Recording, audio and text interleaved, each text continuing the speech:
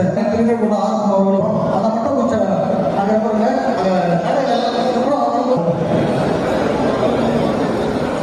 கழகத்தின் புரட்சி தமிழர் உயிர்ப்புடனும் உத்வேகத்துடனும் எழுச்சியுடனும் வழிநடத்தி வரும் அருமை அண்ணனை சென்னை புறநகர் மாவட்ட கழகத்திற்கு இந்த மாவட்ட கழகம் தமிழகத்திலே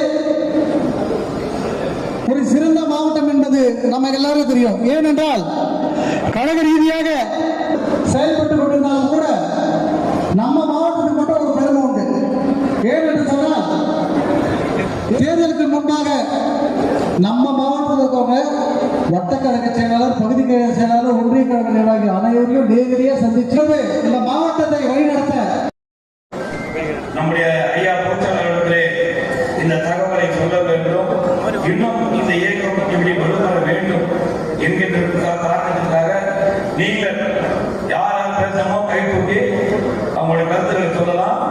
மாவட்டத்தை இரண்டாக பிரிக்க வேண்டும். சூழ்நிலை நல்ல வெற்றிகள் நம்மளுக்கு கிடைக்கும். இதுதான் என்னுடைய கோரிக்கை. மாவட்ட செயலாளர் வரவேற்கிறேன். அந்த செயல் வந்து இந்த மாவட்டத்தை கட்டிக்காக்க நமது மாவட்ட பொறுப்பாக உள்ள அண்ணன் பெரும்பாலும் ராஜசேகர் சட்டமன்ற செக்ரட்டரிகளுக்கு பக்கமாக இருப்போம் என்று உறுதி கொள்கிறேன். மக்களால் நான், மக்களுக்காக நான் என்று அம்மா கூறினார்.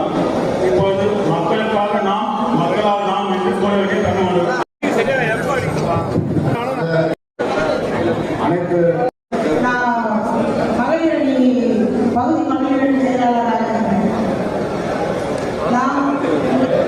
இன்னும் 2020 தேர்தல் வரலாம்.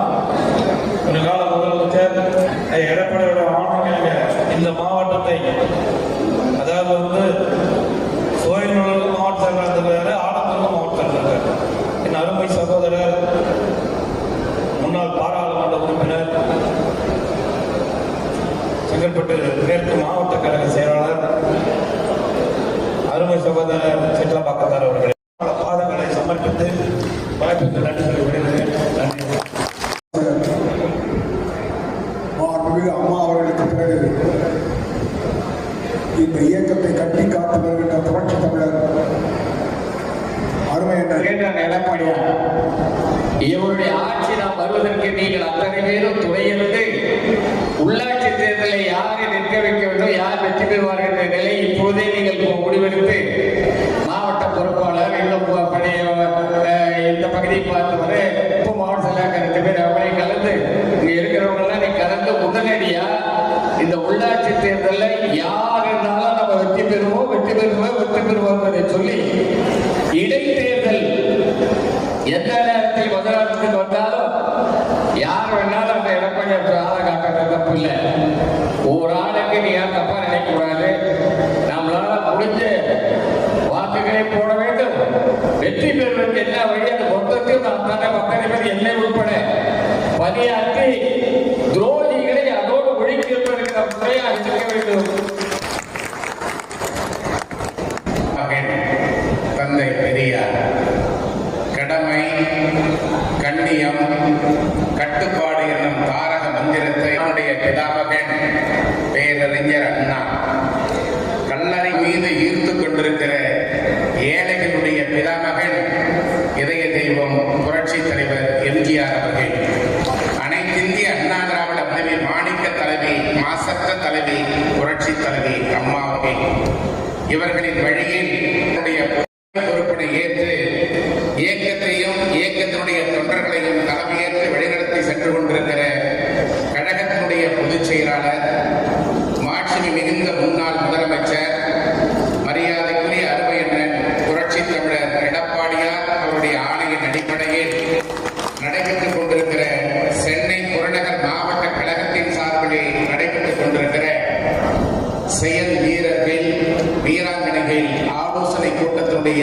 தலைமை பொறுப்பினை ஏற்றிருக்கிற மரியாதைக்குரிய மாவட்ட கழகத்தினுடைய அவைத்தலைவர் அண்ணன் காமராஜ் அவர்களே, இந்த சிறப்பான நிகழ்ச்சியினை ஏற்பாடு செய்து அனைவரையும் அன்போடு வரவேற்று ஏற்றுக்கொண்ட பதவிக்கு தான் பொருத்தமானவர், ஏற்றுக்கொண்ட தலைமைக்கு விசுவாசமிக்க தொண்டனாக அன்று முதல் இன்று வரை இருந்த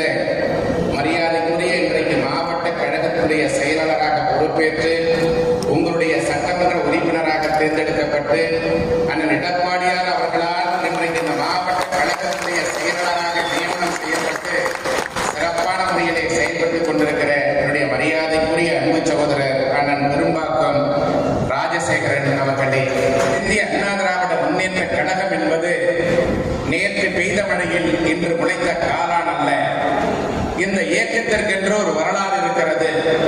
இந்த இயக்கத்தை உருவாக்கிய தலைவனுக்கென்று ஒரு சரித்திரம் இருக்கிறது.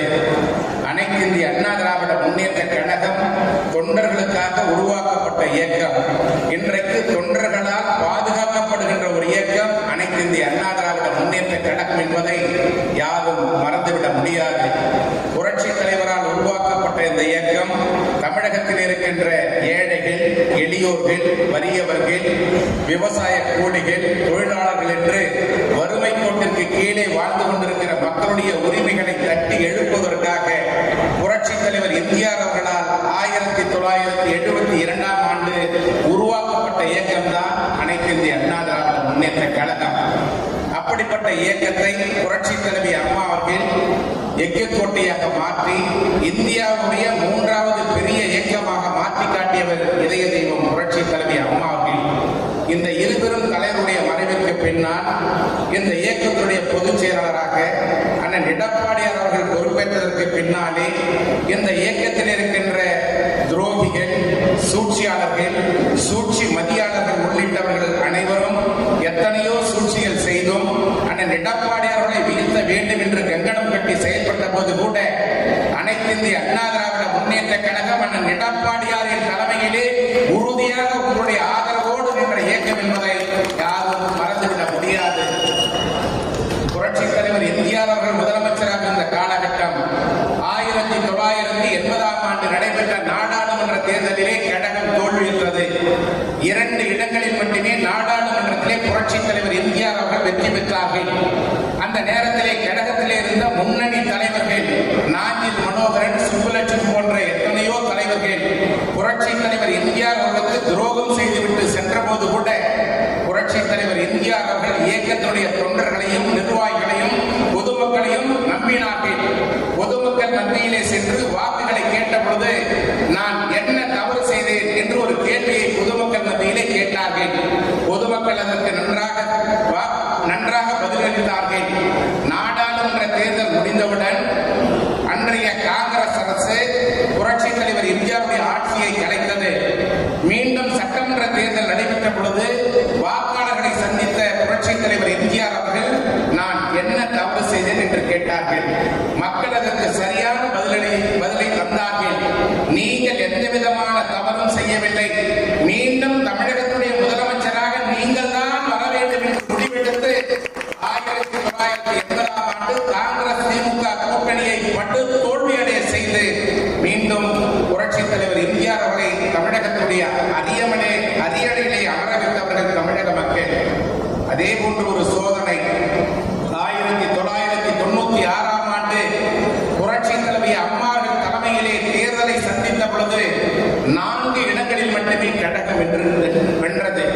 அந்த நேரத்திலே புரட்சி தலைவி அம்மாவர்களால் பதவி சுகம் அடைந்தவர்கள் எல்லாம் புரட்சி தலைவி அம்மாவர்களுக்கு துரோகம் செய்துவிட்டு சென்ற பொழுது கூட புரட்சி தலைவி அம்மா அவர்கள் மனம் தளரவில்லை, மனம் கலங்கவில்லை. இந்த இயக்கத்தில் இருக்கின்ற உங்களை போன்ற தொண்டர்களை புரட்சி தலைவி அம்மா அவர்கள் நம்பினார்கள். அதனுடைய பலனாக 2001ஆம் ஆண்டு மீண்டும் தமிழகத்துடைய முதலமைச்சராக அரியணையிலே அம்மாவை அமர வைத்தவர்கள் அனைத்து இந்திய அண்ணா திராவிட முன்னேற்ற கழகத்துடைய விசுவாசமிக்க தொண்டர்கள் என்பதை யாரும் மறந்துவிட முடியாது.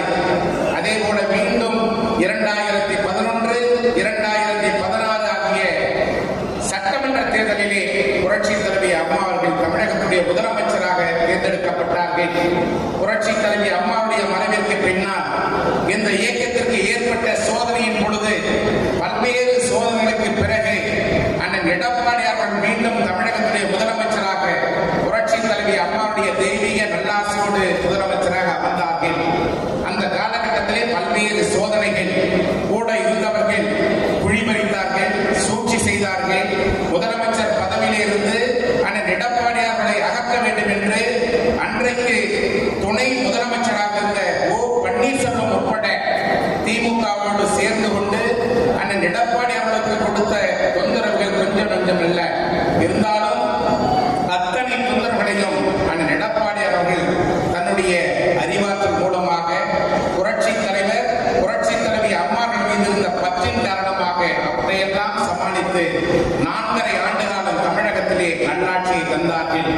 2021ஆம் ஆண்டு நடைபெற்ற சட்டமன்ற தேர்தலில் அனைத்து இந்திய அண்ணா திராவிட முன்னேற்ற கழகத்தின் தலைமையிலே அமைந்த கூட்டணியிலே போட்டியிட்டு 75 இடங்களை அண்ணன் எடப்பாடி அவர்கள் தமிழகத்திலே வெற்றி பெற்று தந்தார்கள். அதன் பிறகு 2026ஆம் ஆண்டு நடைபெற்ற சட்டமன்ற தேர்தலின் பொழுது மீண்டும் அண்ணன் எடப்பாடியாரின் தலைமையிலே அமைந்த இந்த கூட்டணியின் சார்பிலே 1,35,00,000 வாக்குகளை பெற்று 53 சட்டமன்ற உறுப்பினர்களை தேசிய ஜனநாயக கூட்டணியின் சார்பிலே வெற்றி பெற செய்தவர் அண்ணன் எடப்பாடியார் அவர்கள் என்பதை யாரும் மறந்துவிட முடியாது. திராவிட முன்னேற்ற கழகத்தோடு 23 கூட்டணி கட்சிகளை சேர்த்து அவர்கள் பெற்ற வாக்குகள் 1,55,00,000 வாக்குகள்.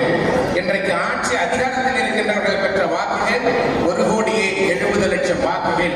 இருந்தாலும் கூட இன்றைய தமிழக அரசியல் சூழ்நிலையில் அண்ணன் எடப்பாடியார் அவர்கள் எந்தவித தேர்தலிலும் தலைமையேற்று வெற்றி பெற செய்யவில்லை என்று நம்மோடு இருந்து இன்றைக்கு பதவி சுகத்திற்காக